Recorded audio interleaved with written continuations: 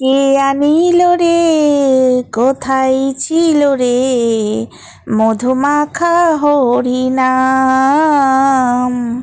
মধুমাখা হরিনাম।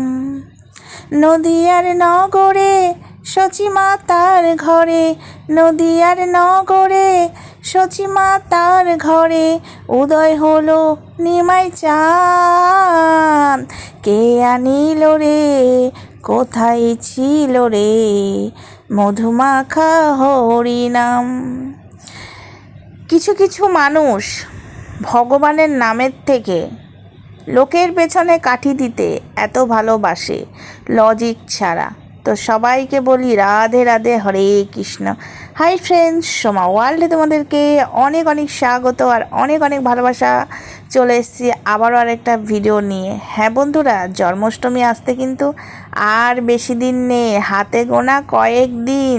হ্যাঁ, জন্মাষ্টমী আসছে, সবাইকে আগাম শুভেচ্ছা জানিয়ে রাখলাম।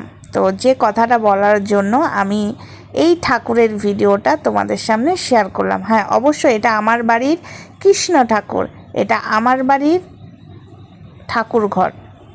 এটা হলো কৃষ্ণ, দেখতে পাচ্ছ হাতে বাঁশি নিয়ে কি সুন্দর দাঁড়িয়ে আছে। তোমরা সবাই বুঝতে পারছো এটা কৃষ্ণ। কিন্তু কথাটা হলো বন্ধুরা, এই যে কৃষ্ণকে ঠিক আছে মানে শেষ করার জন্য কতজনকে তার মামা কংস মামা পাঠিয়েছিল, পেরেছিল কৃষ্ণকে শেষ করতে।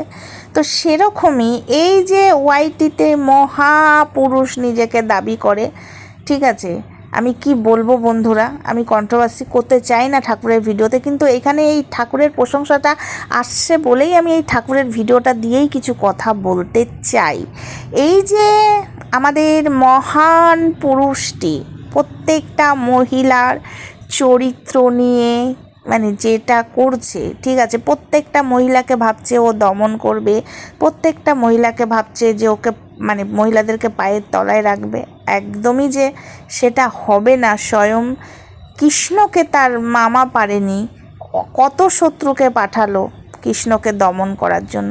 সেরকমই এই যে ওয়াইটিতে একটা নোংরা পুরুষ প্রত্যেকটা মহিলাকে মুখেই মানে যাচ্ছে তাই করছে, এবং ও ভাবছে যে সমাজের বুকে এই মহিলাগুলোকে আমি খারাপ করে দিলাম। কিন্তু না, ওর কথাই কেউ খারাপ হয়ে গেল না। আমাকে একজন বলছে তুমি কেন ওকে কিছু বলছো না। আমি শুধু দেখছি ওর কতটা বাড়তে পারে, ও কতটা বাড়তে পারে, ওকে বাড়তে দাও। আজকে তো নতুন না, একটা টাইমে যেন তো সবাই থেমে যায়, একটা লিমিট থাকে, কিন্তু ওর লিমিট ক্রস করে ফেলেছে।